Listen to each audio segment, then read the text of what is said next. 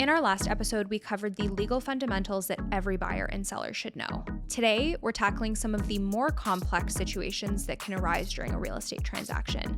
Things like complications with tenanted properties, nuances with condo status certificates, and even the growing issue of real estate fraud. These are the scenarios that you hope you'll never face, but understanding them can make all the difference if you do. So, let's get back into it. We talked about home inspections. For a condo, the thing that you never want to skip doing is the status certificate. Right. And that is where lawyers come in. Right. So what is something that you find buyers miss the most in status certificates? The question I get a lot is they have X dollars in the reserve fund. You know, that sounds great. Yeah. It sounds like they've saved a lot. So a reserve fund is basically a savings account. That's how I describe it to people. So when you live in a condo, everybody puts money monthly into a savings account called a reserve fund, and it's based on a professional engineering study that looks at the condo, you know, the boilers and the roof, and it basically projects what they will need to have in a savings account when big work needs to be done. I equate it to a house. If you had your home inspector say, when do I need to do my roof? When do I need to do my furnace? And then you started saving monthly. That's exactly what it is. So the misunderstanding is like, oh, wow, there's $5 million in the reserve fund. This must be like a really well-funded savings account. It's not about how much money, or even there can be very little money in it, but maybe that's all that needs to be in there. So that's a misunderstanding, that it's based on like the amount dictates whether the condominium reserve is healthy. The amount just needs to match what the engineers have said they need to have at savings. If they only have $100,000 in the reserve fund, it might be perfectly fine because they might have just done the roof and just done the elevators and just done all the big things. So I would say that's the biggest misunderstanding about what's important in a status certificate. I find that a lot of buyers will ask me the same thing and be like, what is a good amount in a reserve fund? Right. And every time I'm like, I really don't know. And they're like, what do you mean? Right. What do you mean you don't know? And I'm like, well, I mean, I look at them, but I'm not a lawyer. I'm not qualified to like really read and like fully understand what's going on here. And I can tell you averages that I see, but what those averages mean, I can't interpret for you. And, you know, the needs of a condo townhouse complex versus a 70-story condo building are very different financially. And so a building with 800 units and 70 stories is not going to have the same financial needs as a condo townhouse complex with 12 units. Right. And that's something that I don't think people understand, is they're like, well, this amount seems low. Right. It might be perfectly fine or more than we need. You know? Also sometimes, like, if a reserve fund is way too high, would that ever be a red flag for you? So like if it's well beyond what it seems that they need. The question that we would have for property management is, have projects been delayed? Because this isn't perfect math and science. This is, I remember I moved into my house and they said, this furnace is on its last legs. I just took it out last year and I've been in my house, 17 years. It's an estimate of what the average lifespan of the expensive things in the condo building are. So if you have too much money, it can easily be explained by, we haven't had to do the roof yet. It's still fine. Yeah. If you don't have enough money, it doesn't mean that you were financially mismanaged. It might be, we've had terrible weather for years and the roof didn't last as long as, an average roof would last. So absolutely. I think that's the question. If there's more money, it's just why. Is there any projects that have been delayed? Yeah. And another big thing that is kind of a buzzword, let's say, for status certificates are special assessments. Right. It's funny because I always try and bring people back to a house, right? Like if my air conditioner suddenly breaks, that's like a special assessment in my house, right? Yeah. It's not like, yes, it's a difficult thing. You have to come up with the money, but it's not like somebody's fault or somebody got something wrong or ready to blame somebody. It's just that sometimes we need money for an unexpected thing. Yeah. And it's the same thing in a condo is, we've had the engineers look, we have our savings account, something unexpected happened. Yeah. So if something unexpected happens and they don't have the money in the savings account, or they don't want to take from the savings account because the savings account is for other projects and we don't just dip into it, Yeah. for unexpected things, a special assessment would be, okay, everybody, we're all going to contribute X dollars. So you only contribute your share of the amount. Because I think people also will hear like, there was a $2 million special assessment. Well, it doesn't matter if there's 1,000 units and you all had to put in, a couple $100 or something. Yeah, or, I think that's something that's a myth. Now right. we're on our myth topic. A myth with special assessments is that like they're always detrimental, and sometimes it's just. I mean, I'm not saying $1,000 is not a lot of money. Of course not. No. But it's not the same as, I don't know if you remember a couple of years ago in the news, there was a building on Jane in North York. Okay. That had experienced like severe mismanagement by property management financially. And I think residents were hit with something like a $30,000 special assessment each. That's hard. And that was a building that a lot of residents were on disability or were retired. Like it was a lower income building to begin with. Right. And so $30,000 was like not life doable. Or death. It was not possible. And sometimes with special assessments, another thing people don't always realize is sometimes property management will offer a payment plan. Exactly. And be like, okay, you owe $10,000, but we're going to you can split it up into quarterly installments, monthly installments, pay all together. Like there's options. Right. I think this one, they were like, you have 30 days. And so a lot of, and then at that point, if you can't pay it, then they can sell your unit for you. They'll put a lien on you. Yeah, they'll put a lien on it. And so that I think is what a lot of people would automatically assume when it comes to special assessment, and less so thinking about like the more day-to-day, like, the $1,000 or the couple $100 special assessment that at the end of the day is not a big deal. So what some condos are doing now, and which might have been much better, am I on to your next? I think so. Is that they could have gone to those people, and I'm seeing this more in status certificates, and it used to be very rare that the condo itself goes out and gets a loan or a mortgage. So it's not a loan or a mortgage on your specific suite, but the condo owns we call it common elements, so the common area of the condominium, and they go out and they get a loan, and they basically say, okay, we've borrowed the whatever amount we need, and then everybody's going to pay it back over the next 10 years. Yeah. And that does it's still, nobody likes an unexpected expense. No. But it makes it much more doable. Like I can't imagine, I'm assuming that those people had to sell. I don't actually know how it netted out. I remember it being a big story on the news, but I don't know. I think that with all the news coverage, there was something that was figured out, but I don't remember. It's an interesting decision by the board. So the board of directors, makes the decision about the condos. Why would they have thought that was a good solution for this building? Right? I have no idea. A lot of things that people don't understand. Like I remember one time I think I was filming a video and that I had posted, and my mom watched it, and I talked about how like status certificates are important because when you buy a condo, you are technically buying into a corporation. Yeah. And you want to understand, like, just because something doesn't impact you, what the confines of your four walls does not mean that it won't impact you financially. And there are rules, there are bylaws, there are financials, and like you want to know what company you're buying into and whether or not it's going to cost you in the long run, or if it's going to be a smooth ride. And that was, I remember she was like, I never thought about it that way. Yeah, no, I think it's sort of like it's looking behind the curtain almost. Yeah. And but it's a very, I would say more important than inspections. People don't commonly do inspections in condos. So the inspection on the house, the importance of the inspection on the house is the status certificate in a condo transaction. Absolutely. Yeah. What are some other things that you would say are warning signs that you would see in a status certificate?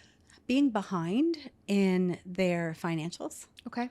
So if you're a corporation, like a condominium corporation, you have a year end and you have to do your financial statement, within 6 months of the year end.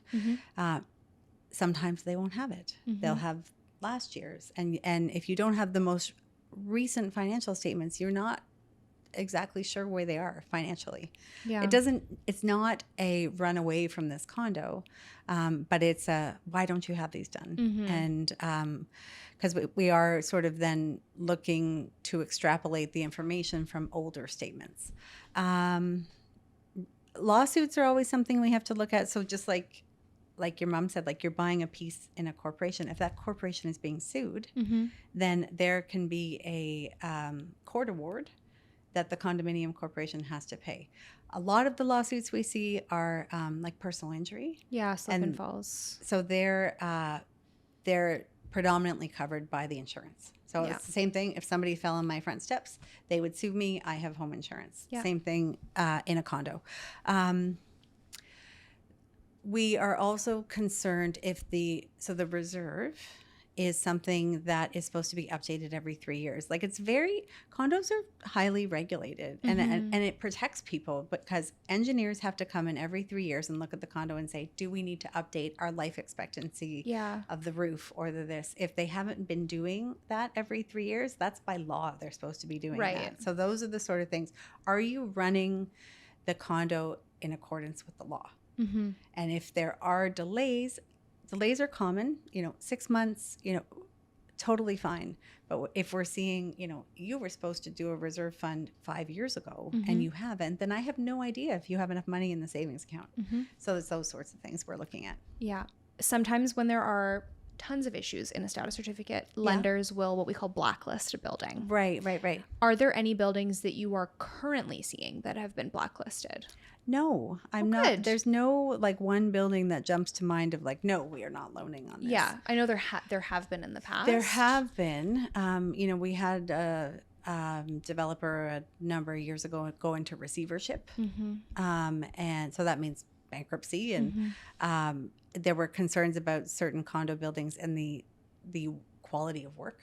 That was done in them. I think we've evolved. I think. Condos are still fairly new in the city of Toronto. So I think that things that used to be were regulated and things that they were concerned about and blacklisting things and were sort of these unknowns. But we've had a number of years now, and I think we've gotten better at managing condos and construction. Construction's one of the hardest things because you're not doing an inspection on the quality of the construction of the building. Yeah. So you're really, you're looking at the reputation of a builder and the experiences of other people in that building. That's a hard one for condos, I think. Yeah. So I'm not aware of any blacklisted right now. Okay. Yeah. Next topic is tenanted properties. Right. There are a lot of misconceptions and misunderstandings when it comes to purchasing or selling a tenanted property. First one is, do the tenants have to leave? And it depends. Sure does depend. It's the answer. It depends on whether they are in a fixed term lease. So if you're in a 1-year lease and it's month 6, they don't have to leave until the lease is up. Yeah. If you aren't in a fixed term any longer and you're in a month-to-month lease, then you do need to leave if you're a tenant, if the buyer is buying it to move into as their personal residence. Yeah, or a direct relative of theirs. Right. That is a big fear that I find on the buyer side because there is always a risk that the tenants will refuse to leave. Right. Even if they're served proper notice and given their 60 days, and they may refuse to leave, which then would trigger you needing to go to the landlord and tenant board. Right. And so that is one of the risks that comes along with buying a tenanted property as a buyer. If this is one that you intend on moving into, there is, albeit a small risk. It's not common that tenants will do that, but it does happen sometimes where they will not leave and will make you take them to the LTB. Right. And that could delay, like if you've already sold your property and you've nowhere to live, then that could cause a huge problem for you. So I do have clients that actually do not have interest in proceeding, like offering on a tenanted property, unless the tenants are like have already signed an N11 on their own terms and we're leaving. But also I have some clients that frankly just don't feel comfortable kicking someone out of their home. Understood. Yeah. Yeah. No, I understand that. I don't want to evict someone. Like, I like it, but I don't like it enough to kick someone out of their home. Right. The flip side of that is a lot of sellers do not want to sell a tenanted property because a lot of buyers do not want to buy a tenanted property. Right. And so I have, had a lot of people, because I've talked about this a ton on my page. I have had a lot of tenants reach out to me and be like, my landlord is telling me that they're selling and that I need to leave. Do I have to leave? Right. You do not have to leave. No. You can leave if you so choose, but there is no law that requires you to move out of your home before it is sold. Right. And you are served proper notice. Right. So that's I think a big misunderstanding is you are not required to leave until the property is sold. So a landlord can't tell you ahead of time, I'm selling it, leave now. Yeah, and maybe you want to because you don't want to be inconvenienced by the showings, or you don't, like, you already were maybe thinking about moving. Right. So you absolutely can if you want to, but the point is that you can't be forced to. You can't be forced until an agreement is signed. Yeah. And the buyer is going to be moving in. If the buyer's not going to be moving in, if it's continuing as an investment property, you don't have to leave. Yep. And that, I think, is kind of where the concept of cash for keys was born. Right. Essentially, a landlord and a tenant have a contract. I will lease you this property, and you'll pay this much rent a month, and we have a contract, and it's for a certain term. Anybody can agree, as long as there's mutual agreement, to end a contract. So that's what a cash for keys relationship is I want to sell this property. I know it's easier for me as the seller to sell it. I want to clean it up. I want to have it empty. If I pay you X dollars, would you be willing to cancel the lease? Yeah. That's essentially what the question is. And it's not, it's a discussion, it's an offer, it's a negotiation. It doesn't have to be an acrimonious experience. It can just be a decision. It works for both of us. You give me a little bit of money, I'll go find a new place. And I'm happy to leave so that you can get top dollar for your property. Yeah, it could be as simple as, it would be really great for me if you left, and I'd like to compensate you for doing me this huge favor. Exactly. But I've also seen situations where it's gotten quite contentious. Well, you have to have two reasonable parties. Yes. And if you don't have two reasonable parties. And it's a lot to assume that people are reasonable. Right. That's the world I like to operate in. But you and I both certainly see unreasonable requests and expectations. Yeah. I've had people asking for, close to $100,000 to leave. And and I've certainly seen the other side where tenants don't know that they have the right to stay and they leave. So I recently had a listing sent to me by a client. Yeah. And I took a look at it. I looked at the history. It says tenanted, but there's no information. Often when it's a tenanted property, in the remarks, they'll say tenants on a month-to-month contract. Right. Tenants on a lease until January 1st, 2027. Like, there will be some information. Nothing. And so I go to the listing history at least 2 months ago. Okay. For a 1-year term. Right. And so now I'm telling my clients, I'm like, this house is on a lease until like the end of April of next year. Right. And my clients are end users. Right. And so I just so happened to know the tenant's agent. Okay. And I reached out and I asked, I was like, hey, are they ending the lease early? What's going on here? And they said, nope, they're planning on staying, and they'd like to stay. And I was like, huh. And then I was like, would they leave? Right. And they were like, yeah, they would. Oh. And I was like, oh, okay, interesting. So I kind of brought that back to my client. Now it's up to them. Do they want to take on the risk of, maybe make it conditional on the landlord and the tenant agreeing that the tenant leaves, but there's no promise in that. And so that is something to also understand, like lease term versus month to month. And another piece that I've, I guess misconception is that some people will assume that because they're selling the house and they won't be the owner, that the tenancy is over because the landlord is gone. Oh, interesting. Or like I'm buying the house, I'm not the landlord, I didn't sign a lease, so like they don't. Right. I don't assume them, but you do assume them. Well, you can walk away. Okay. As the buyer. So a fundamental term of a real estate contract is that you get vacant possession.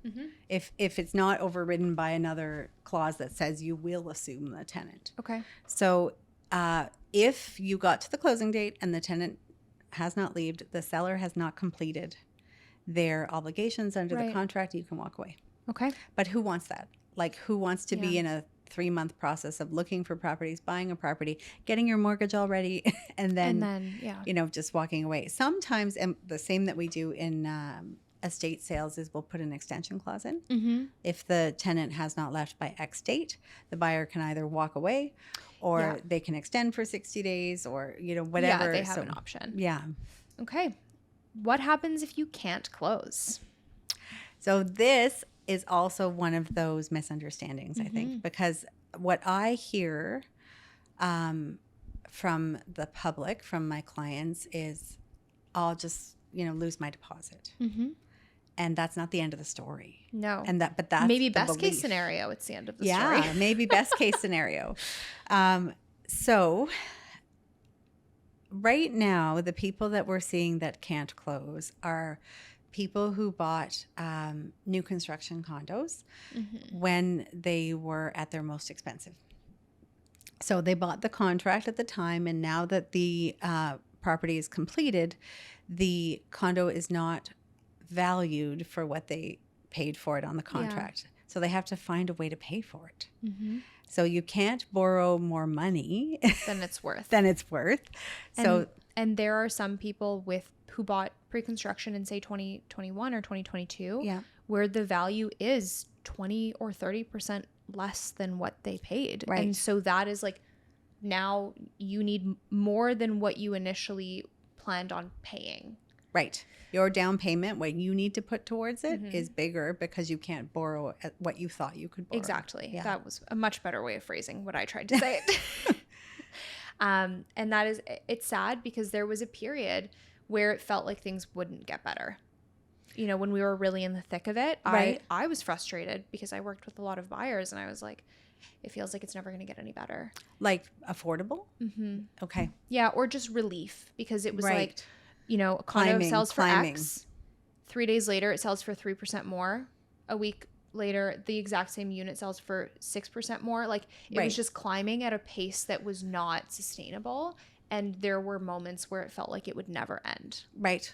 And it was tough seeing buyers who would find an extra 3% to be able to buy that condo a week, like the same unit a week later. Right. But then now they need another 5%. And they just had to keep trying to find more money. Right, because things kept getting more expensive in like such a short period of time. And I think that's what's so interesting is like there's the people looking for a home. And then there's the people, for lack of a better term, speculating. Oh, yes. That is the best term. Yeah.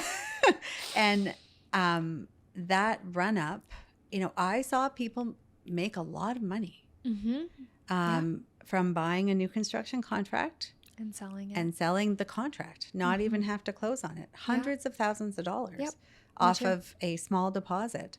And now we're seeing the other side of speculating, which there's two sides. It's not always up. It's not always down. So the other side of speculating is, maybe you bought 3 condos that you never intended to complete. Planned on assigning and couldn't. Yeah. What are some reasons that you can refuse to close as a buyer? A tenant in a property. Property is not vacant. The property is severely damaged. Okay. From the time you bought it. So it's not just there's a leaking toilet. I'm not closing on this property. it would have to be something significant. Okay. And significant it's hard to put it depends on the price of the property. Sure. Depends on the value of the repair that needs to be done. Yeah. We have mechanisms for dealing with that. Sometimes we hold back money, so we make sure that the repair can be done.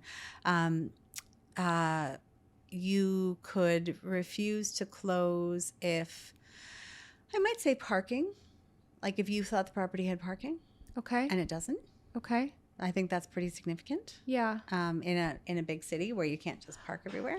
But would that not fall under the buyer beware, or it depends? So if in a listing there's a representation, okay, that there are 2 parking spots, okay, and we get to the title search date and the lawyer is checking to see how we access the parking and is this parking legal, and it's not, okay, then you have effectively misrepresented that a house has parking, and whether a house has parking or not is of significant value. Okay.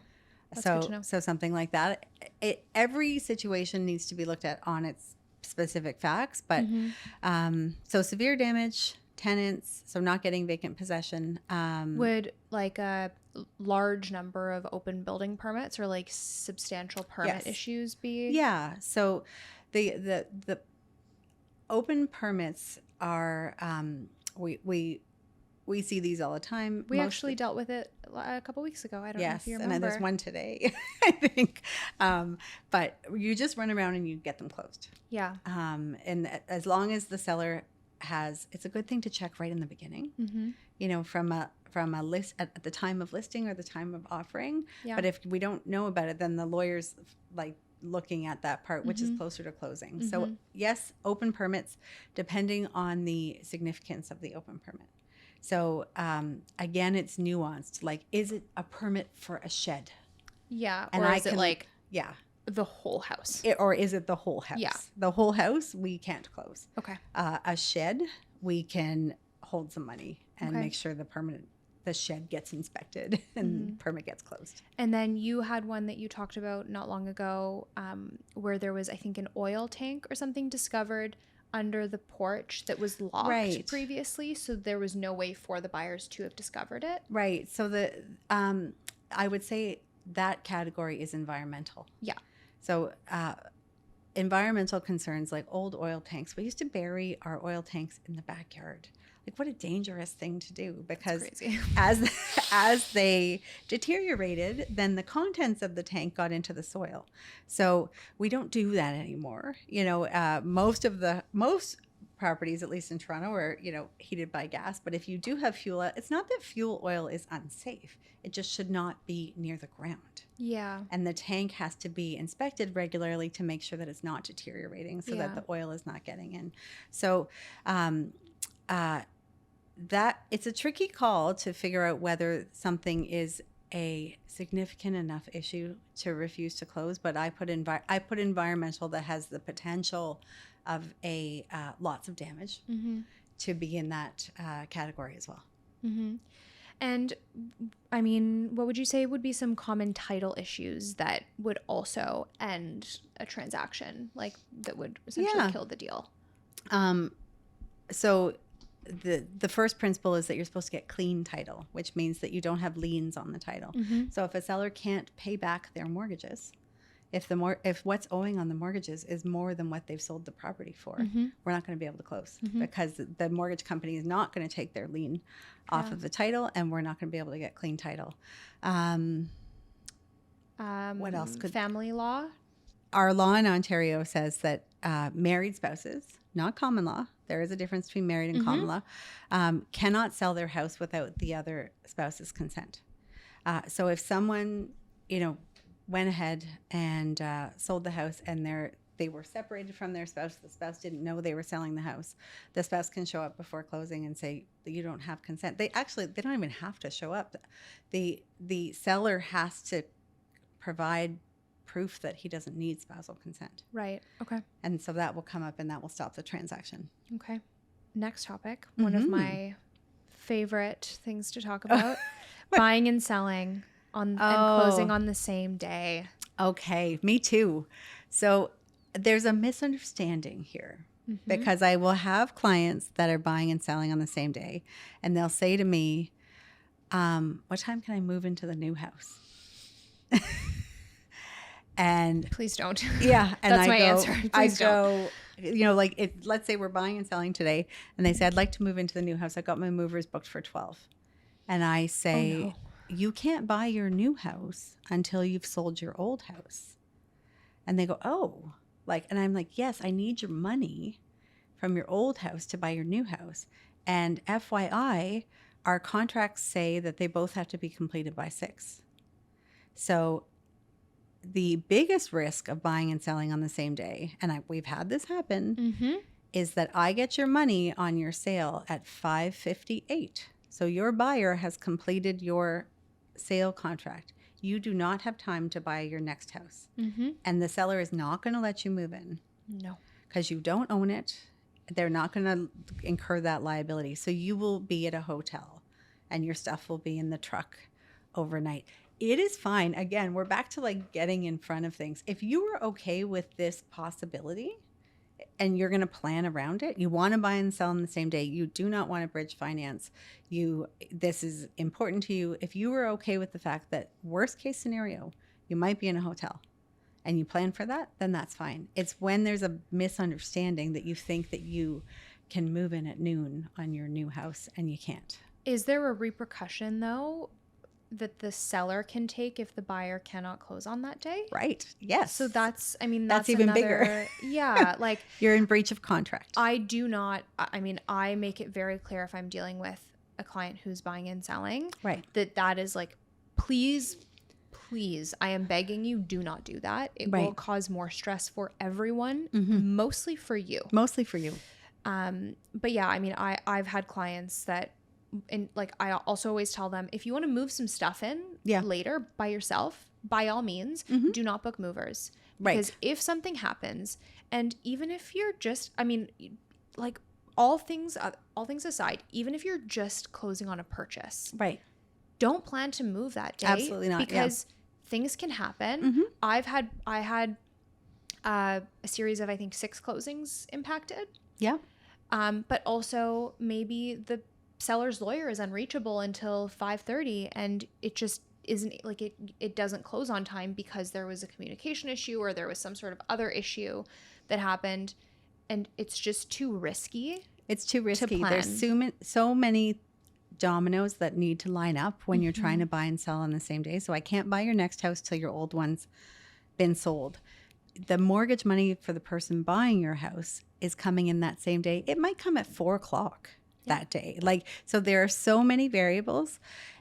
Again, if a client understands the risk, it's a risk tolerance thing. Yeah. I'm fine with that. I'm totally fine that my worst case scenario is I'm in breach of contract and I don't get my house and I lose my deposit and I can be sued.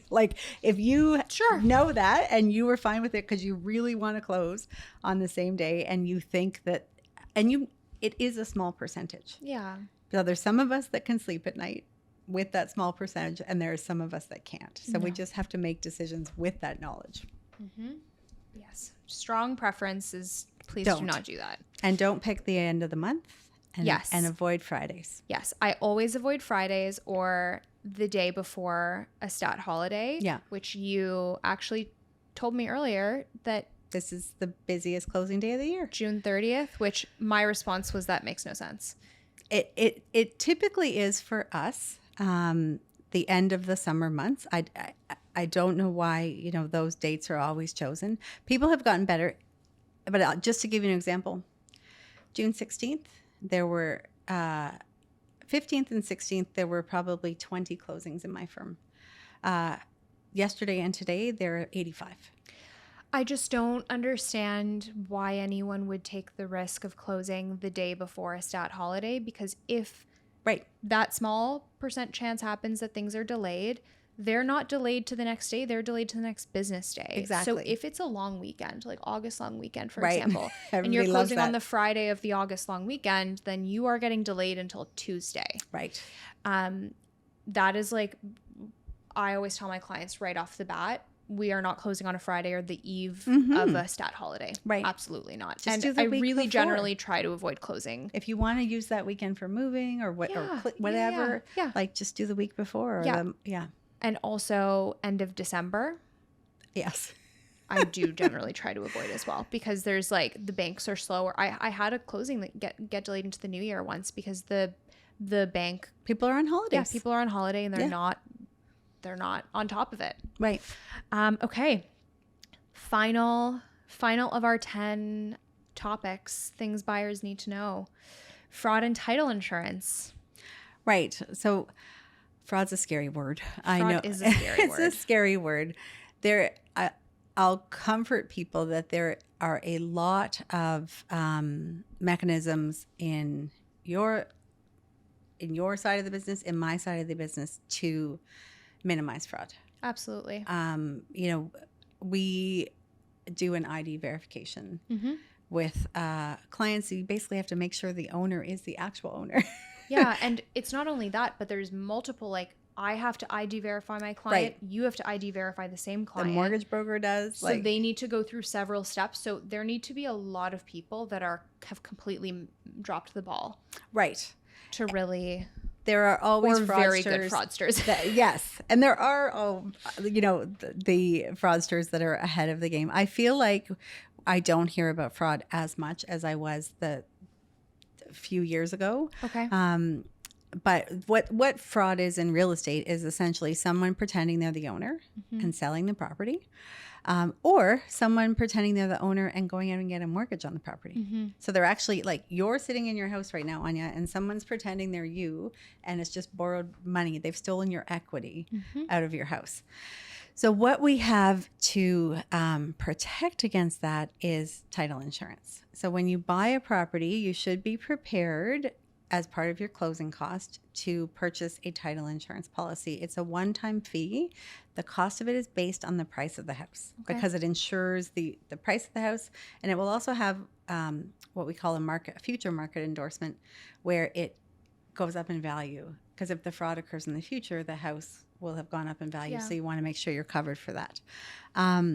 So buyers should be prepared that they will buy this title insurance policy. It protects against fraud in that current transaction and also fraud in the future. Right.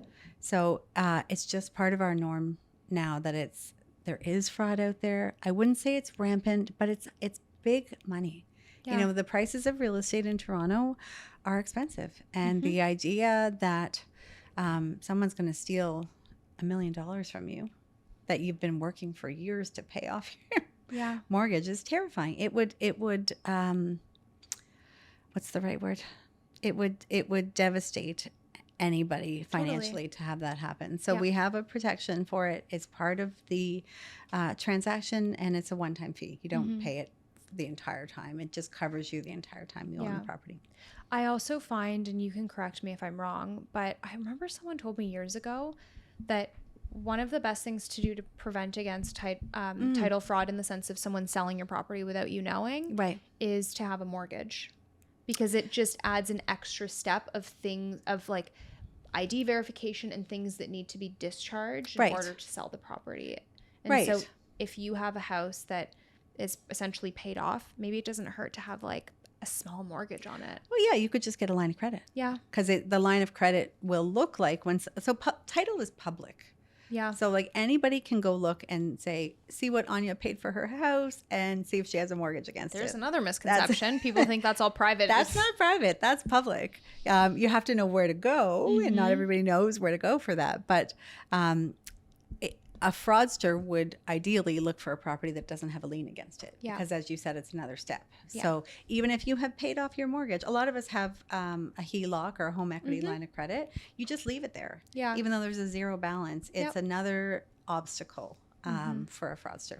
Be cautious, but you don't need to panic about title fraud. Is the moral of this story. We have it certainly happens. The stories are terrible. The victims are people who have worked really hard and paid off their houses, which makes it doubly terrible. But we do have protections. The issue is that we didn't always have title insurance.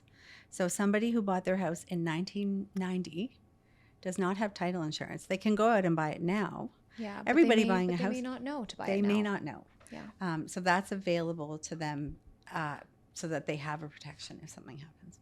Yeah. Yep. Well, I think that we have said, I mean, a lot of what we talked about could sound scary, but it's not meant to be scary. It's just meant for, like, it's meant to be something that you think about when you are buying or selling, so that you know what some risks could be and how to protect yourself and how to have the right people there to help protect you as well. 100%. I the things that I regret, or the things that make me upset, are the things I didn't know. Mm-hmm. You know, if I know and I make a decision with knowledge, then I'm okay with it. Yeah, right? Absolutely. Because So you're making an blindsided, informed decision. Yeah, informed decisions. But if you get hit with something that you didn't even think was a possibility, right, then, like, you buy a power of sale and you had no clue the seller or the owner could buy it back. Right. Like, that is very different than if you go into it understanding that as a risk you may take on. Right. We don't want surprises. No, we don't like surprises in real estate. No, we plan ahead. Yeah. Okay, well, thank you so much for this. Oh, I was so happy to come. I appreciate all of it and how much information we've gone through. Which is a lot more than we thought we would. That is okay. I I hope it's helpful. Thank you. Thank you.